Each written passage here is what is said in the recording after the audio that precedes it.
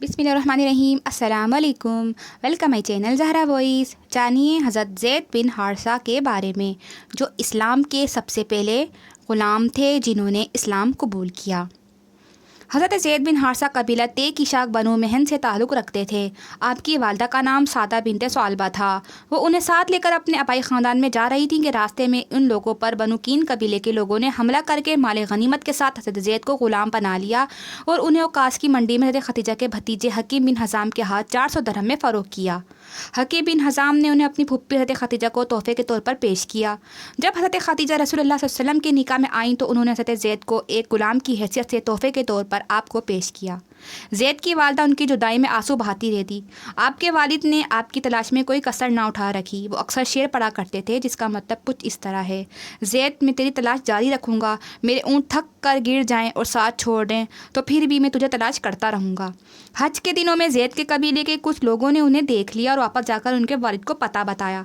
हज़रत ज़ैद के वालिद और चचा का मुनासिब रकम लेकर रसूलुल्लाह सल्लल्लाहु अलैहि वसल्लम की खिदमत में हाजिर हो कहने लगे, ए फ़र्जंद अब्दुल मुत्तलिब, तुम लोग बैतुल्लाह के पड़ोसी हो।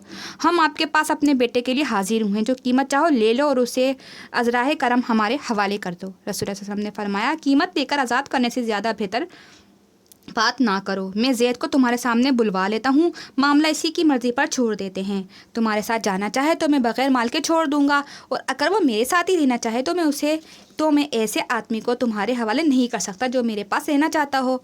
उन्होंने कहा, आपने तो इंसाफ से भी बढ़कर बात की है।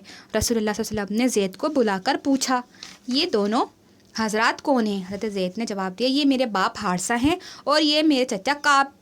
रसूल अकरम सल्लल्लाहु अलैहि वसल्लम ने जवाब दिया, मैं तुझे इख्तियार देता हूँ, चाहो तो उनके साथ चले जाओ, चाहो तो मेरे साथ रहो। हज़रत ज़ैद ने फ़ौरन जवाब दिया, मैं आपके साथ रहूँगा।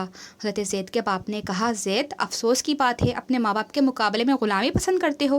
हज़रत ज़ैद ने बरजस्ता जवाब दिया, मैंने इनमें वो चीज़ देखी है कि मैं इनसे जुदाई इख्तियार नहीं कर सकता।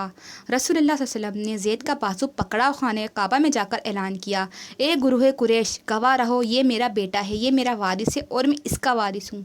बाप और चचा की खुशी की इंतहा ना रही और ज़ैद को आपके पास छोड़कर खुशी खुशी वापस चले गए। हज़रत ज़ैद सबसे पहले इस्लाम लाने वालों में से एक हैं और रसूलुल्लाह सल्लल्लाहु अलैहि वसल्लम को आप बहुत अजीज़ थे। रसूलुल्लाह सल्लल्लाहु अलैहि वसल्लम ने अपनी फुप्पी ज़ात बहन हज़रत ज़ैनब का रिश्ता अपनी फुप्पी उमैमा से मांगा। हज़रत ज़ैनब आपके भाई अब्दुल्ला बिन हजश उनके अजीज़ क़रीब ने इनकार कर दिया। उनका कहना था कि इनका ताल्लुक़ आला ख़ानदान से है। कुरान मजीद में अल्लाह ने इरशाद फरमाया, और किसी मोमिन मर्द और मोमिन औरत को हक़ नहीं कि खुदा उसके रसूल कोई हुक्म दें तो वो उस काम में कुछ इख्तियार समझें। जब अल्लाह ने वाज़िया फरमा दिया कि अल्लाह रसूल के फ़ैसलों के सामने अहले ईमान को अपने मामलात में कोई इख्तियार नहीं रहता, तो पूरे ख़ानदान ने अल्लाह के हुक्म के सामने सर तस्लीम खम किया। इसके बाद ख़ुद रसूल अकरम सल्लल्लाहु अलैहि वसल्लम ने हज़रत ज़ैनब का निकाह हज़रत ज़ैद से पढ़ाया। हज़रत ज़ैद की तरफ से 10 दिनार और 60 दरहम मेहर ख़ुद अदा किया। हज़रत ज़ैद बिन हारिसा रसूल अकरम सल्लल्लाहु अलैहि वसल्लम के इंतहाई करीबी साथी थे। ये वो वाहिद खुश नसीब सहाबी हैं जिनका अल्लाह ताला ने नाम लेकर जिक्र फरमाया। आप जो दो वफूद या जंगी महमात के लिए लश्कर रवाना फरमाते तो अक्सर क़यादत उन्हीं के सुपुर्द करते और मदीने से आपकी गैर हाज़िरी के दौरान अक्सर ज़ैद जानशीनी का फ़रीज़ा सर अंजाम देते। रसूलुल्लाह सल्लल्लाहु अलैहि वसल्लम आपसे बहुत मोहब्बत और शफ़क़त का इज़हार फरमाते।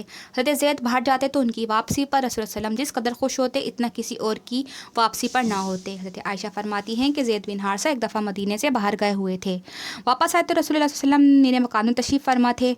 हज़रत ज़ैद ने दरवाज़ा खटखटाया, आपकी कमर पर सिर्फ एक मामूली सी तहबंद था। इसी हालत में दरवाजे की तरफ लपके और हज़रत ज़ैद को गले से लगाया और बूसा दिया। हज़रत ज़ैद और रसूलुल्लाह सल्लल्लाहु अलैहि वसल्लम की बाही मोहब्बत की बिना पर लोग ज़ैद को ज़ैदुल हब और हुब रसूलुल्लाह सल्लल्लाहु अलैहि वसल्लम यानी अल्लाह के रसूल के महबूब के लक़ब से पुकारने लगे थे।